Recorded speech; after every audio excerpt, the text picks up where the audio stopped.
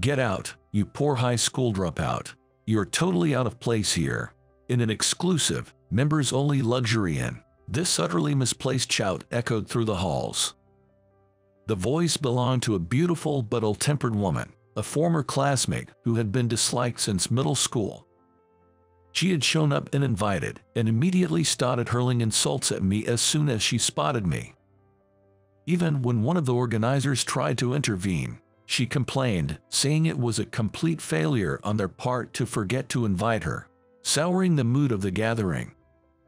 Apparently, she found out about this place through the social media posts of our classmates, despite not having received an invitation herself. She was obsessively checking the social media of just another former classmate, with whom she wasn't particularly close. Several classmates who posted the information looked remorseful. They never imagined that a classmate they didn't even follow and weren't close with would go out of their way to check their posts. Moreover, none of the classmates who posted had specified which reunion it was for. Was it for the elementary school reunion? Or the middle school reunion? Or perhaps the high school reunion? Yet, she tracked down the classmates who posted and determined that all of them were from our middle school days. She boasted about it, but the other classmates present were quite taken aback. Her level of obsession was honestly frightening. The reason Emily wasn't invited to the reunion is simply because she's disliked. However, she seems to still believe that she's popular, just like in middle school, and complained to the organizer that the reunion couldn't start without her, the star of the class. When the organizer apologized for not inviting her, she snorted in triumph. Then, noticing I was still there, she started to harass me again. Her loud and bothersome yelling was extremely annoying. The commotion was a nuisance to the inn and was obviously making the other classmates uncomfortable. I asked if I should really leave. She said that it was indeed a nuisance that I was there, so I decided to leave. The classmates tried to stop me, but I told them not to worry about me and opened the door to leave. As I left, I heard her say loudly, as if for me to hear, that she was relieved. Little did she know what a terrible experience awaited her the next morning. I'm Jack, 34 years old. In a few months, I'll turn 35. I live with my grandmother and parents, a family of 4. The place I was just ousted from was a private section of a high-end, traditional inn, accessible only by referral. This inn was rented out for our reunion, which was essentially a gathering of middle school classmates. We've always called any such gatherings, whether they were class or age group reunions, simply reunions. And the person who treated me like a pauper and drove me out of the reunion venue was my middle school classmate, Emily. Ever since middle school, Emily had always flaunted her status as a president's daughter, lording it over everyone, and was disliked by her classmates. The company her father owned wasn't large enough to warrant such behavior, which all of us classmates knew. Sure, she was technically a president's daughter, but that didn't justify looking down on others. Emily always acted superior to everyone, but she especially looked down on me, calling me poor. Probably because I wasn't the type to show my emotions much, which Emily didn't find amusing. Even when Emily hurled insults at me, I just ignored them and didn't respond or break down crying like some other classmates. I was frustrated, but I didn't show it. I felt it was pointless to talk back. I think I have an idea why Emily assumed I was poor. It was probably because I was living with my mother at the time, so she might have thought we were a single-parent family. In Emily's mind, a single-parent family equaled poverty, and that's why she believed I was poor. It seemed pointless to argue with someone like Emily, who held such prejudiced beliefs. While I was living just with my mother at that time, we weren't a single-parent family. It might seem like a single-parent situation since my father wasn't living with us, but we were financially supported by him. My father, a Japanese American, is an international lawyer with legal qualifications in both Japan and California. He worked at a large law firm with offices around the world, specifically in their California office. However, when I was in the 4th grade of elementary school, he was transferred to Japan. At that time, my mother and I considered moving to Japan with him, but there was a reason we didn't. My mother's parents. In other words, my grandparents hadn't accepted my father even after 10 years of marriage. To convince them, my mother and I decided to stay in California. My grandparents, while not accepting my father, were always affectionate towards me.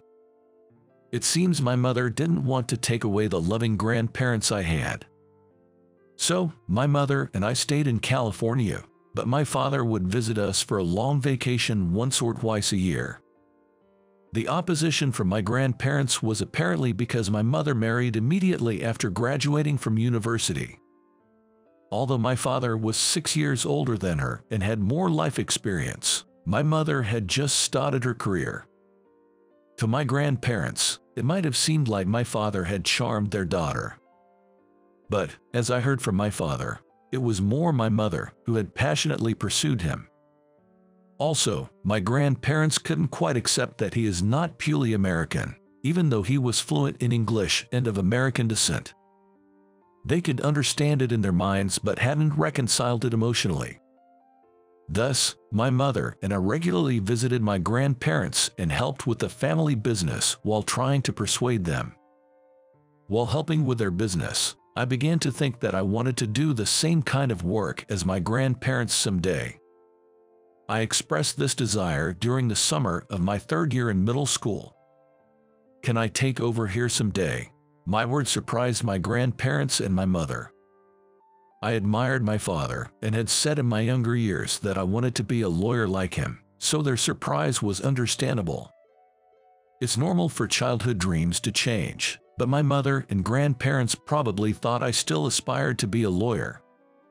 This revelation changed everything. Apparently, my grandparents had been worried about not having an heir since my mother married my father, and I was planning to become a lawyer. My mother had not definitively said she wouldn't take over, and if she had, my father would have quit his job as a lawyer to work with her. It was clear to me, even as his son, how much my father adored my mother. His expressions of love were so abundant that even I felt embarrassed watching them. Of course, he also showered me with plenty of love. Maybe my reluctance to express my emotions was due to my father's overly straightforward expressions of affection. When I expressed interest in taking over my grandparents' business, my father started talking about quitting his job and moving back to America in the future. I thought it was a waste since he had achieved his dream of becoming a lawyer. But he didn't want to live apart from me and my mother. As my mother and I worried about this, my grandfather said, "Jack can take over when he's an adult," and suggested that I live with my father in Japan. My grandmother also supported this, saying it was strange for the family to live apart for so long. Effectively, they had accepted my father. So, it was decided that I would move to Japan as soon as I graduated from middle school. After that, it was a whirlwind of activity. From obtaining a visa to preparing for the move and selecting schools, and so on. There was so much to do. Eventually, I went to high school and college in Japan and returned to America at 22 to start preparing to take over my grandparents' business. When it was decided that I would return to America, my father said he would quit his job and come back with me, but my mother wanted to stay in Japan and persuaded him to stay. My mother probably didn't seriously want to stay in Japan, but she might have insisted on it to prevent my father from quitting his dream job. Thus, I began living with my grandparents to prepare for taking over the family business. Usually gentle, my grandparents were strict when it came to work. If I slacked off even a little, they would scold me mercilessly. Some time passed under their strict guidance as a successor, when suddenly my grandfather fell sick. He was already 74 years old. Despite still working, His body must have reached its limits. My grandmother, being 71 years old, decided to retire as well. Employees who had been with my grandparents longer than I and had helped out since their childhood recognized me as the successor and agreed that I should take over. There were still some uncertainties, but I decided to move forward with guidance from my grandparents. While preserving the aspects my grandparents cherished, I also planned to incorporate the ideas of the younger employees. 5 years have passed since I took over, and it was time to start new initiatives. Thanks to these, I was leading a very busy life. Occasionally, my parents would visit from Japan and help out. Now, my grandparents and my father have a good relationship. My grandparents now exchange hugs with him as a matter of course. A year into the planning for these new initiatives, just as we were about to start implementing them, I received a call from Michael, a close friend and middle school classmate. Knowing I was busy, Michael's call must have been about something significant. When I arrived at the meeting place, I was surprised to find not only Michael, but also our former classmate, Sarah. I had assumed Michael would be alone, but after hearing their story, I understood why they came together. "We've decided to get married," they announced. Michael and Sarah were my classmates in middle school. However, they hadn't been dating since then. As far as I remembered, they went to different high schools and universities. It turned out that Michael, having overworked himself and fallen ill, was hospitalized, where Sarah, inspired by her beloved grandmother's illness to become a nurse, was working. Everyone knew Sarah had aspired to be a nurse since middle school, following her grandmother's passing. I remembered Sarah had gone to a high school with a nursing program. Many boys, attracted to her calm and kind nature, had admired her. Michael had become a lawyer. Michael and I had been childhood friends. Our houses were close to each other, so I also knew about his father, who is a lawyer. When I was dreaming of becoming a lawyer like my father, Michael too expressed the same aspiration. Though I chose a different path, Michael had realized his dream of becoming a lawyer. His strong sense of justice made him a natural fit for the role, often being the peacemaker in our class. Their marriage news was significant. Sarah, the class's Madonna, and Michael, known for his strong sense of justice. I was curious about the reaction of our classmates. They planned to announce their marriage in the class group chat, but Michael wanted to tell me face to face. I was touched by Michael's sentiment, feeling a mix of happiness and embarrassment. Despite receiving overt expressions of love from my family, it felt different coming from a close friend. Wanting to reciprocate Michael's feelings, I suggested, "Why don't we organize a reunion?" The marriage of Michael and Sarah, who were central figures in our class, was quite a significant event. Part of me wanted to see how our classmates would react, but I also felt that announcing their marriage in a group chat seemed somewhat lackluster. However, Michael and Sarah looked conflicted at my suggestion. I remembered that the invitation for the 15-year reunion, held every 5 years, hadn't reached me 5 years ago. As I asked what happened, Michael and Sarah exchanged glances before explaining. My moving to Japan after middle school graduation was only known to close classmates. Of course, Emily wouldn't know. Apparently, Emily made wild assumptions when she found out someone else was living in my old house and there was no sign of me attending a nearby high school. She had been spreading false rumors among our classmates, claiming that I had run away in the night due to poverty or that I was working at a construction site because I couldn't afford high school. Of course, my friends who knew I had moved to Japan corrected Emily's fabrications, and now, nobody believes her lies. However, due to these lies, Emily became even more disliked and ended up being excluded from a group chat created without her. Currently, the group chat with Emily in it is hardly functioning. Despite the fact that Emily was a classmate, the truth is that for both the 5th and 10th year reunions, She was sent invitations but never responded. However, she showed up unannounced on the day of both reunions, saying nonsensically, "It's dull without me, right?" and didn't even pay the participation fee. This led to discussions about discontinuing the reunions if it meant having to invite Emily. I couldn't attend the 5th-year reunion because I was in Japan, and I missed the 10th-year one as I was too busy learning the ropes at work. Since then, only close friends have been gathering, almost like small reunions. Michael and Sarah were worried about hosting a reunion, concerned that Emily's attendance would spoil the atmosphere. While I could easily ignore Emily's provocations, the thought of her ruining the reunion's mood was something even I wanted to avoid. So, I suggested this. I suggested that we should ask everyone in the class group chat created without Emily. I had anticipated that the consensus would be not to invite her, given the existence of an Emily free chat group, but I never expected the opinion in favor of inviting her to be zero. I was surprised that not even one person, not even Michael or Sarah, thought it might be better to invite her despite disliking her. There was even a significant number of voices saying they wouldn't attend if Emily was there. Apparently, Emily had been looking down on and verbally abusing her classmates in high school and college too. The chat was soon filled with complaints from classmates who had been her victims. To change the topic, Michael posted a comment, volunteering himself and Sarah as organizers. Thanks to that, the conversation shifted from bad-mouthing Emily to planning the reunion. Typical of justice-driven Michael. After all, watching a chat filled with insults isn't exactly pleasant.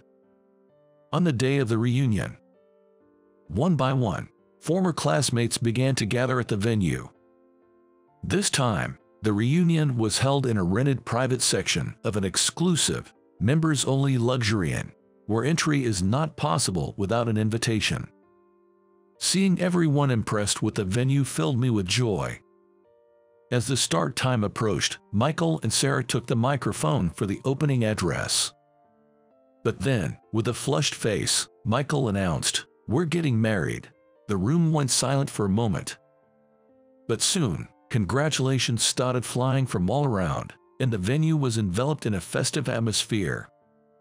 Michael and Sarah were quickly surrounded by a crowd, bombarded with questions. Watching them shyly answer, I was moved to tears. Though I'm not good at showing emotions, tears of happiness seem to flow naturally. Maybe with age, I've become more like my father, who is generous with his emotions. I imagined my father would be openly weeping and expressing his joy at such a moment, which brought a smile to my face. Thinking back to our middle school days brought a wave of nostalgia. Despite Emily, our class was famously close-knit. Some of us were even asked by seniors in our club activities how we managed to become so close. Additionally, there were those who were told by friends from other classes that our closeness was almost weirdly strong. Our homeroom teacher had once expressed concern that our close relationships might distract us from studying for exams. Even after 20 years, it seems our bond hasn't changed. The venue, initially buzzing with Michael and Sarah's surprise marriage announcement, settled down as everyone began to share their recent updates. Suddenly, there was a commotion near the corridor connecting the main building to the annex. I could see an employee trying to stop someone.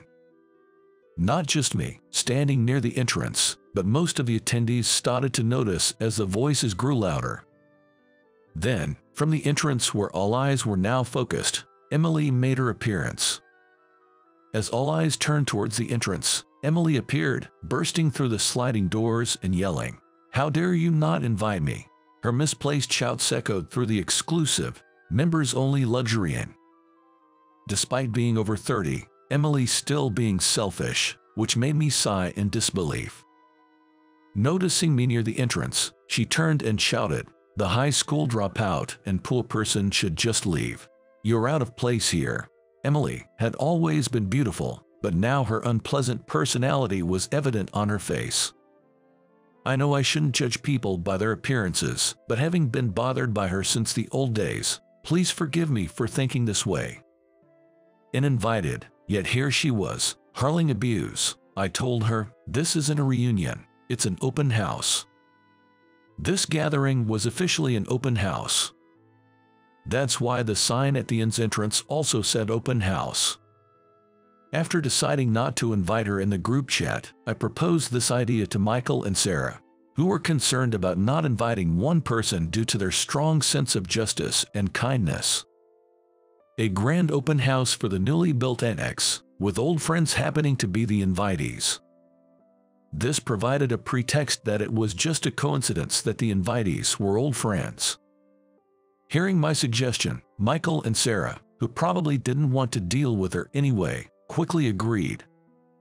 Startled at first, Emily then began to rant, realizing that the gathered attendees were all classmates, making it obvious that this was a reunion. As the commotion grew, Sarah stepped forward and Emily accused her. "You're disqualified as an organizer for forgetting to invite me." Emily began berating Sarah, proudly explaining how she discovered this reunion. It seems she had scoured the social media of former classmates with whom she had no interaction to get this information. Classmates who had posted about the reunion looked apologetic, probably never imagining Emily would go to such lengths to check their accounts. The classmates who had posted about the reunion had all refrained from specifying which one it was. Was it the elementary school reunion? Or the middle school one? Maybe the high school reunion? Nevertheless, Emily meticulously searched through her former classmates' posts, determining that they were all from her middle school days. Her obsession to go to such lengths was truly frightening. I wasn't the only one who felt this way. Murmurs of fear were audible among the attendees. She then claimed her job as an influencer made her adept at gathering information. However, her SNS followers, barely reaching 100, were a known fact in the earlier group chat. She was, in essence, a self-proclaimed influencer. Unaware of her unpopularity, she insisted, "The party doesn't start without popular me," and confronted Sarah. As Sarah apologized, Emily smirked triumphantly. Noticing me, she began to hassle me again. Her loud ranting was nothing short of a nuisance. With the potential disturbance to the inn and the discomfort of the classmates, I had had enough. "If you're going to say that, should I just leave?" I asked her. She insisted it was more of a nuisance having me around. "All right then, I'll leave the rest to you." As I announced my intention to leave the venue, my classmates tried to stop me. Observing this, Emily burst out laughing and said, "Isn't it ridiculous to hold back a dropout poor guy like him?" I assured my classmates, asking them to enjoy themselves, and stepped outside. Emily's voice, claiming relief at my departure, followed me out. Knowing the trouble she would face the next day, I couldn't help but find it ironic. The next morning, Emily's loud voice echoed in the inn's lobby.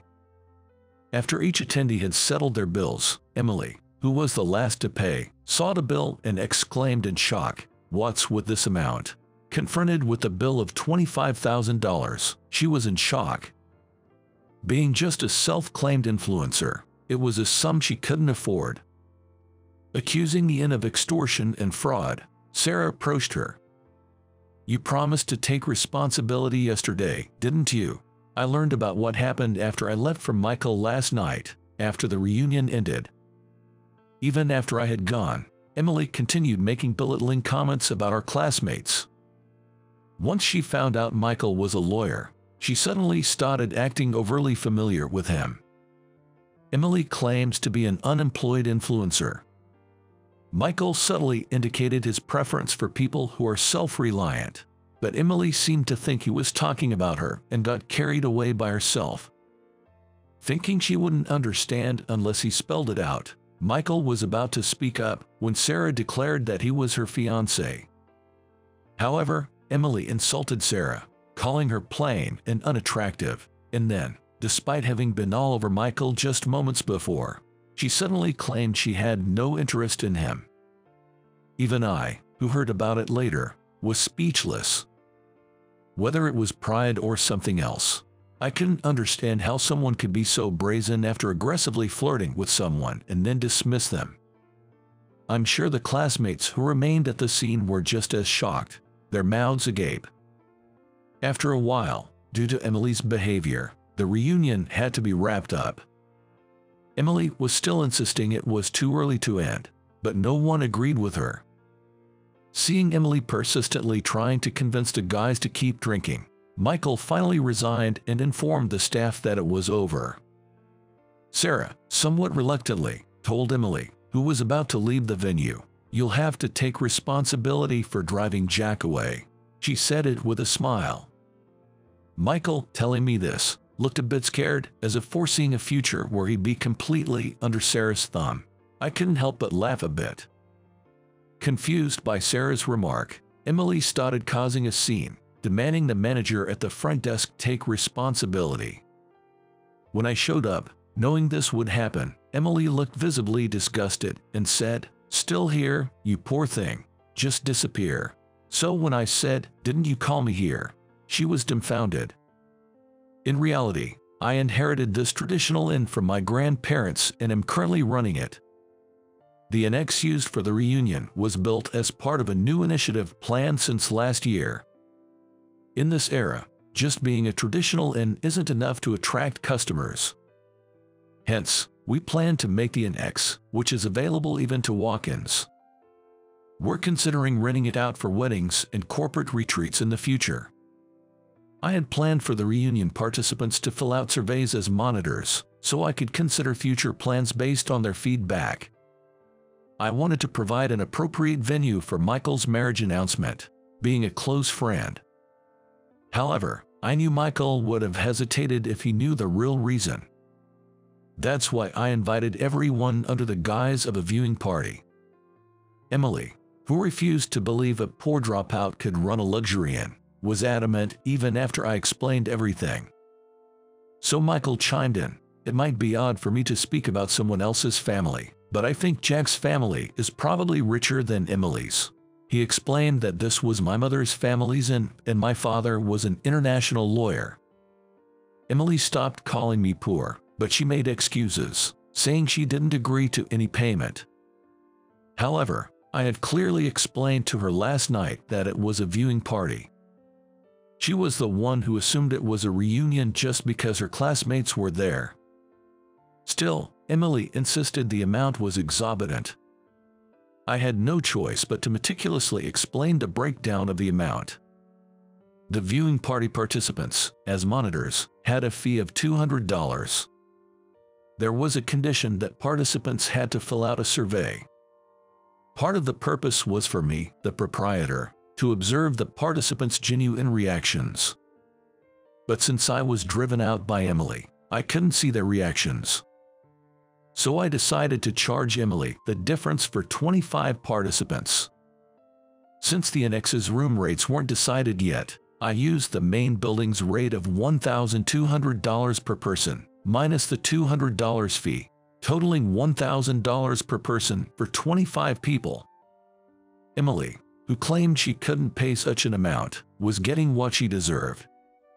Michael told her she was lucky not to be charged for the damages she caused to the viewing party.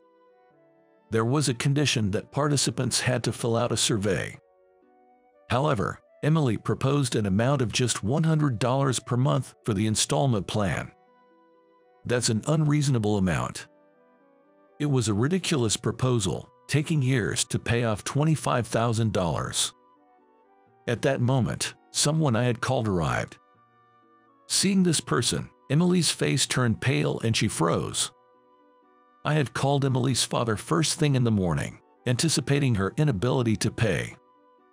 Emily's father runs a towel rental company. He had frequently visited this inn for business, so I knew his contact information. We handle our laundry and sanitation in-house and had no intention of using a rental service, so I had declined his offers. Thinking he was being offered a contract, Emily's father came eagerly but was made to apologize with his daughter after I explained the situation. He asked for forgiveness with only the apology, citing his business's poor financial condition. Like father, like daughter, I thought, almost admiringly, in a way. Forgiving them now would just lead to more of Emily's rampages. Even in such a situation, she had the nerve to say, "I'll marry you," showing no signs of remorse. When I mentioned calling our legal advisor, Emily burst into tears. Upon seeing this, Michael advised Emily's father, who was sitting there in shock, to quickly take the crying Emily out of the front area to avoid any disturbance to the inn's operation. Then, Emily's father hastily grabbed her arm and led her outside. Emily's father's towel rental company wasn't well regarded in the hotel industry. It was notorious for delivering towels with mold or unremoved stains. Because of such sloppy service, I heard that the company was losing contracts rapidly. I also heard that Emily's father tried to make absurd requests like asking for contracts in exchange for marrying off his beautiful daughter. Emily, silent, was indeed beautiful. There were rumors about someone who, charmed by her photos, agreed to a blind date, only to be completely turned off by her personality.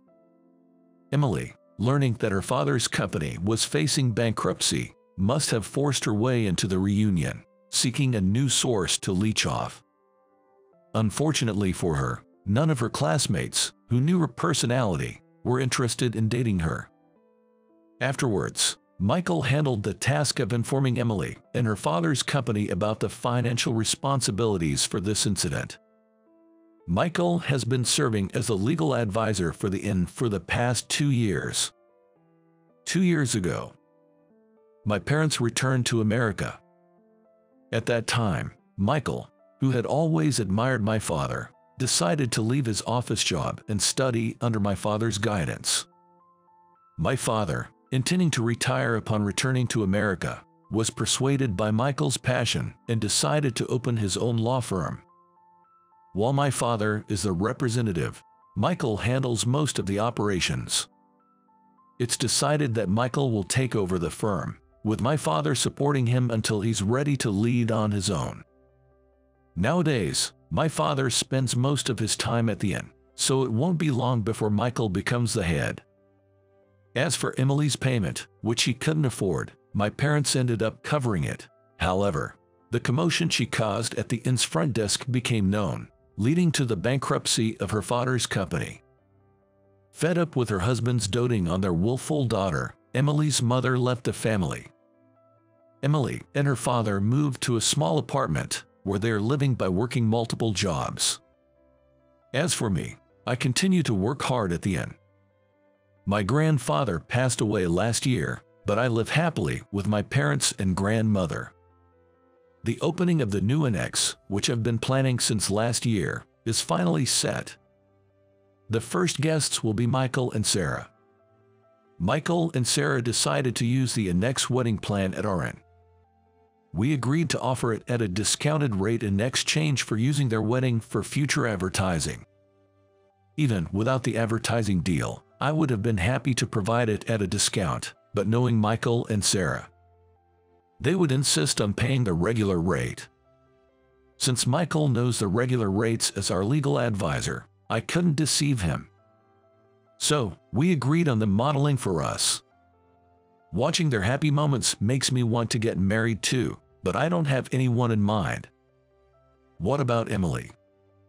No way. That's one thing that's absolutely out of the question.